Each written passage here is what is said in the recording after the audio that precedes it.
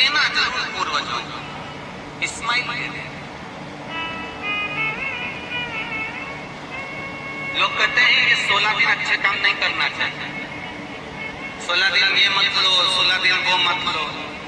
कौन सी पुराण में लिखा है? एक बार मुझे वो पुराण जरूर बताना कि 16 दिन ये सामान मत खरीदे, 16 दिन ये चीज मत ले। क्योंकि शिव महापुराण में और शास्त्रों में वर्णन आता है कि 16 दिन श्राद्ध के हैं, ये पूर्वजों के हैं।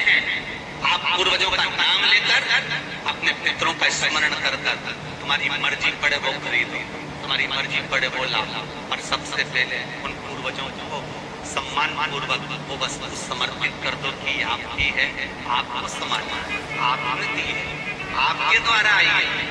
पूर्वज खुश होंगे। तुम्हें बढ़ता हुआ देखकर तो पितर खुद आशीर्वाद देते हैं। कौन माँ होगी जो अपने बच्चे को बतुआ देगी? कौन पिता होगा जो अपने बच्चों को बतुआ देगा? अगर माता पिता अपने बेटे को गाली भी देते हैं, बतुआ भी देते हैं, तो बाद में रोते हैं, आंख में से आंसू निकलती है। एक माँ अपने बेटे को चिल्ला देती है तो बाद में रोती है। अगर माँ अपने बच्चों पर हाथ उठा देती है तो बाद में रोती है। तो क्या मरने के बाद पितर तुमको बतुआ देंगे?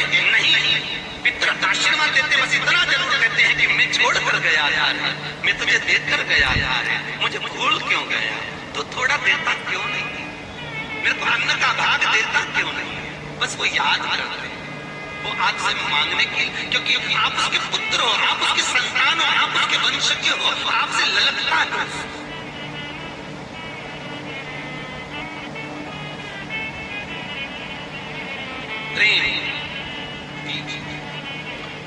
क्यों पाँव दुख रहा है? मेरे घर में क्यों ऐसी परेशानी आती है? सबकी सब तो सुखी है। ध्यान रखना, पितरों का जिससे लगाव होता है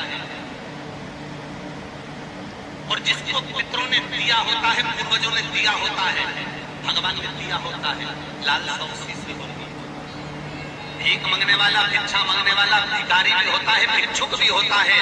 तो गाड़ी देख लेता है कि 4 व्हीलर गाड़ी से आया है तो सेठ जी 10 रुपया देगा। कोई पैदल जाता है तो भिखारी भी सोचता है बेचारा क्या देगा, उसके पास तो खुद नहीं, पाँव में चप्पल नहीं पहना है, फिर भी हाथ मिला देता है कि दे दे तो ठीक है, नहीं तो कोई गाड़ी वाले के पास है ही नहीं, उससे क्या असर है? नहीं है, तुम ब्राह्मण को घर में नहीं बुला सकते, कोरोना महामारी चल रही है, तुम कुछ भी नहीं दे सकते, तुम्हारे पास देने के लिए वस्त्र नहीं, आभूषण नहीं, कुछ भी नहीं, मत दो। निवेदन है बस चेहरे पर प्रसन्नता रखकर, एक निवेदन है कि चेहरे पर प्रसन्नता रखकर उस दिन अपने पूर्वजों को याद जरूर करना और कह देना कि आप ही का दिया हुआ है जो हम खा रहे हैं, हम पर करुणा करना। हमारे पास कुछ भी नहीं है, डब्बे में से गुड़ या शक्कर निकाल कर अरे गैस को लाइटर से जलाकर उसकी अग्नि में छोड़ देना, और 2 दाने शक्कर के छोड़ना जरूर, जिससे वो जीवात्मा दरवाजे पर आकर भूखी ना जाए, उसके मुख में कुछ तो चला जाए और वो जीवात्मा तुम्हें आशीर्वाद दे जाए। तुम्हारे पास कुछ ना हो तो इतना तो दे सकते हो साहब, इस्माइल तो दे सकते हो, प्रसन्नता तो दे सकते हो, मीठी वाणी तो दे सकते हो। कबीरदास जी सुंदर सबको दिखा रही है, घूंघटे में उघाड़ उघाड़ कर, अगर वो छोड़ कर नहीं जाते तो रोड पर मिल जाते। लोग कहते हमारी माँ ने हमको क्या दिया, हमारे पिता ने हमको क्या दिया, सब उसको देकर चले गए। भले वो किसी को दे जाए पर आशीर्वाद लिए बगैर मत जाने देना। भले वो कितना भी पक्षपात करे, भले वो कितनी भी बेईमानी करे, भले वो कितना भी कपट करे, वो सारी जायदाद खाकर किसी को भी दे दे, पर उन माता पिता का सम्मान जरूर करना, क्योंकि वो मरते मरते आशीर्वाद जरूर दे जाएंगे कि मैंने तुझे कुछ नहीं दिया, ले मैं तुझे आशीर्वाद देता हूँ, और तुम्हें आशीर्वाद मिल गया तो तुम निहाल हो गए। पर चाहिए आशीर्वाद चाहिए, धन दौलत नहीं। श्राद्ध पक्ष की कथा कहती है, ये श्राद्ध पक्ष का जो वर्णन गरुड़ पुराण में कहा गया कि जीवात्मा सबसे पहले जाती है तो घर पर जाती है, जैसे जट्ठा और मट्ठा का कथा था। ब्याह हो गया, दोनों अलग अलग हो गए। जट्ठा बहुत धनपति था, मट्ठा थोड़ा सा गरीब था। ऐसे ही बेचारा सहज भाव का भोला भंडारी, सरलता का भाव वाला चल दिया, अपना बोरी बिस्तर उठाए, अपनी पत्नी के साथ बच्चों के साथ चले गए। 1 जमीन 200 बीघा जमीन है, 4 ट्रैक्टर है, गाड़ी बंगला ढेर सारा है, खूब वैभव बना हुआ है। पर अपन अपने घर में सेठ बनकर रहते हैं, पर दुनिया को क्या मालूम कि अपने पास कितनी दौलत है, कितनी जायदाद है, अपने परिवार वालों को, रिश्तेदारों को, किसको क्या मालूम। कौन? इतना सारा फैला हो जाएगा, उठाएगा कौन? इतने में तुरंत जेठा की पत्नी बोली, वो देवर और देवरानी क्या करेंगे? बाप तो उनका भी था, पिता तो उनका भी था। वाय देवरानी और देवरानी आकर भोजन बनाए और देवर आकर बर्तन मांजे। चलो निमंत्रण सबको देने जा रहे हैं तो उनके घर भी चलते हैं। आवाज लगी मठा, अरे ओ मठा। मठा ने दरवाजा खोला, छोटा सा झोपड़ा, गोबर से लिपा हुआ घर। मठा हाथ जोड़कर बोला, बड़ा भाई आया, बैठो भैया, हम बैठने नहीं आए तेरे घर में, कल पिताजी का श्राद्ध है, तेरे को बर्तन मांजने आना है, दुल्हन को भोजन बनाने आना है। श्राद्ध पक्ष में हमने ब्राह्मणी ढूंढी थी, बामनी भोजन बनाने वाली मिल नहीं रही थी, सब लगी हुई है इधर उधर, देवरानी को ले आना। भाभी हम आ तो जाएंगे, पर निवेदन इतना सा है कि पिताजी का श्राद्ध है, तो मन कर रहा है कि हम थोड़ी सी धूप छोड़ दें, इसके बाद आ जाएंगे। इतने में तुरंत भाभी बोली, सुन रे मठा, आना हो तो सुबह जल्दी आना, क्योंकि रखे हुए बर्तन कौन मांजे, भोजन कौन बनाएगा। कुएं पर बैठ कर जिसकी तिथि होती है, उस तिथि के जीव को कौए पर बिठाकर आर्यमा स्वामी लेकर आते हैं, और जिसकी यहाँ श्राद्ध होती है उसकी छत पर कौआ छोड़ते छोड़ते जाता है। इसलिए हिंदू धर्म में श्राद्ध में कौए का बड़ा महत्व होता है, क्योंकि पितरों के देवता आर्यमा स्वामी कौए पर बैठते हैं, और उसी कौए पर हमारे घर के जीवों को लेकर आते हैं। और सबसे पहले वो जीव कहाँ जाता है श्राद्ध पक्ष में? बहुत ध्यान से सुनना, गरुड़ पुराण का ये चरित्र। सबसे पहले वो जीव कहाँ जाता है? जो घर का सबसे पुराना घर होता है, जहां पर घर का बड़ा बेटा रहता हो, जहां पर घर का पुराना मकान हो, पुराना घर हो, वहां वो जीव जाता है। दूसरा बटवृक्ष, तीसरा बेलपत्र।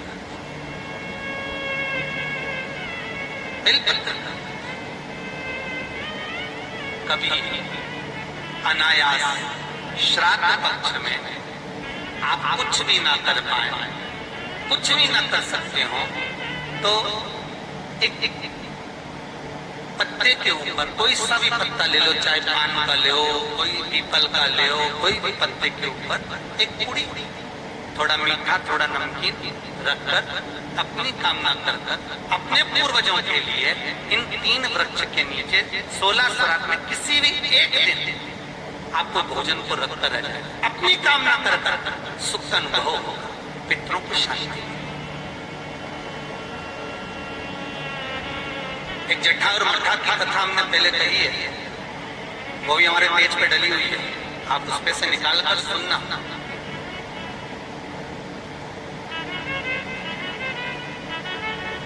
उसमें भी हमने व्याख्यान वर्णन करा जेठा मठा की। 3 वृक्ष पितरों के तुल्य हैं, 3 पक्षी पितरों के तुल्य हैं, कौआ, हंस और गरुड़।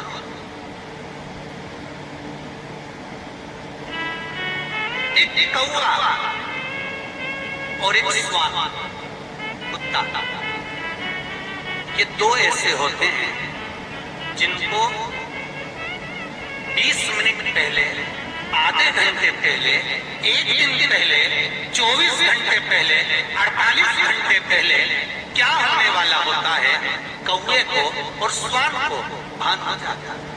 क्यों?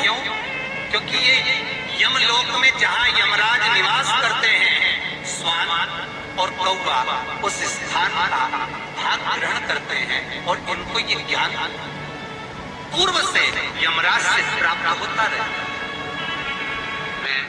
बावड़ी में, तालाब में, आप तीर्थ में जाकर जब स्नान करते हैं तो स्नान करने के बाद एक काम का नियम बना लो कि अपने हाथ की अंजलि में जल लेकर अपने पूर्वजों को देना, प्यासे रहे। भक्त के तुल्य है। नैमिषारण्य की कथा में भी कहा था 3 वृक्ष पितरों के तुल्य हैं। पहला पीपल। आपको कभी कभी लगे कि मेरे ऊपर पितरों का पितृदोष लगा हुआ है या पितरों का श्राप लगा हुआ है, एक चावल की कटोरी में, कटोरी के अंदर थोड़ा सा चावल रख लीजिए कच्चा, उस चावल की कटोरी में एक बेलपत्र, थोड़ी सी दुर्वा बांधकर पानी का मटका परीटा या जहां अपना रसोई घर में जल रखते हो उस कटोरी को वहां पर 2 दिन 3 दिन तक रख दो। वैसे तो 16 दिन रखो ज्यादा अच्छा था, पर जो दिन अपने को मालूम है 2-3 दिन उसको रख दीजिए। ऐसा कोई घर नहीं जिसके घर के पितृ श्राद्ध पक्ष में पृथ्वी पर नहीं आते। तुम पूछो मत पूछो, तुम्हारे घर के पूर्वज तुम्हारे यहाँ चले जाते, दरवाजे पर आकर खड़े होते हैं पितृ, दरवाजे पर आकर हमारे घर के पितृ खड़े हो, छोटा सा और कपूर का टुकड़ा रख कर उस कपूर को दरवाजे के बाहर कटोरी में ही, चावल रखी हुई कटोरी में ही उसको पितरों का स्मरण कर कर जला दीजिए। और जलाने के बाद उस चावल को कहीं भी किसी भी वृक्ष की छांव में पक्षियों के लिए डाल दीजिए। शिव महापुराण की कथा कहती है अगर मान लो पितृ आपको कष्ट दे रहे हैं, पितृ आपको तकलीफ दे रहे हैं, कोई काम नहीं होने दे रहे हैं, या कहीं आपको ऐसा लगता है कि पितरों का दोष है, तो वो पितृ दोष देवी और पितृ इन दोनों का आशीर्वाद जो प्राप्त होता है तो घर में से पितृदोष समाप्त होकर लक्ष्मी की वृद्धि प्रारंभ हो जाती है, कार्य में सिद्धता आ जाती है। और मान लो गया ब्रह्म कपाली या कहीं पिंडदान नहीं कर पा रहे हो, तिलांजलि तर्पण नहीं कर पा रहे हो, तो एक काम जरूर करना, जल के पात्र में 2 बूंद गंगा जल डालना और वो गंगा जल शंकर को रोज 16 दिन तक चढ़ाइए, पितृदोष समाप्त हो जाए। जिस नारी के ऊपर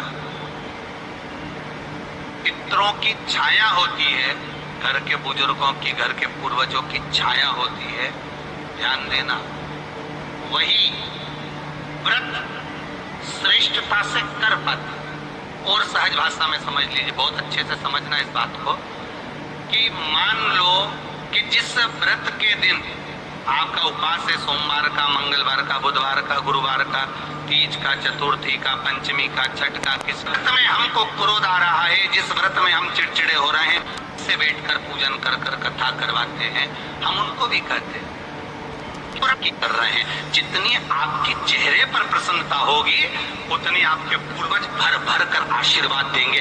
7 दिन तक जब तक आप कथा का रसस्वादन कर रहे हो, कथा श्रवण कर रहे हो, 7 दिन तक आपके चेहरे पर अगर प्रसन्नता है तो ना पितृदोष होता था ना वास्तु दोष होता था। आज के जमाने में लोग मकान बनाते हैं, घर बनाते हैं तो वास्तु शास्त्री को बुलाते हैं, नक्शा बनवाते समय कहते हैं वास्तु के हिसाब से मकान बनाना, वास्तु के हिसाब से घर बनाना। तो पहले के जमाने में तो लोग मकान बनाते, जिसका मन होता था, पिताजी का मन होता, यहाँ बाथरूम बना दो, बाथरूम बना दी, यहाँ पर ये बना दो, हॉल बना दो, हॉल बना दिया, जहाँ रसोई घर बनाना है वहाँ रसोई घर बना दिया। पिता का मन, घर के लोगों का मन, बुजुर्ग का मन, वहाँ बना देते थे। पर आज के जमाने में मकान पूछ पूछ कर बनाया तो भी घर में रत्ती भर की शांति नहीं, घर में रत्ती भर की लक्ष्मी नहीं, घर में रत्ती भर का सुकून नहीं। घर से बाहर रहती शांति रहती, घर की जैसी अंदर खुशी वैसी अशांति छाती। फिर किसी को बुलाया, हमारे घर में क्या हो गया, वास्तु दोष, पितृदोष। पहले वास्तु दोष उस पानी के अंदर जाता था और घर के मटके में से पानी ले जाते थे तो पितृदोष उसमें समाहित होकर चला जाता था। शंकर को चढ़ाने से वास्तु दोष और पितृदोष दोनों समाप्त हो जाता था महाराज। तो अब आज के घंटे बाद जब उठे तो आपको प्यास लग गई, भूख लगन, में जाकर जब स्नान करते हैं तो स्नान करने के बाद एक प्रैक्टिकल करने में क्या जाता है, प्रयास करने में क्या कुछ जाता है क्या? प्रैक्टिकल कर कर देखो, सुबह 10 बजे से लेकर 12 बजे के बीच में ले जाकर चढ़ा दीजिए, रात्रि को फिर ना आपको प्यास लगेगी।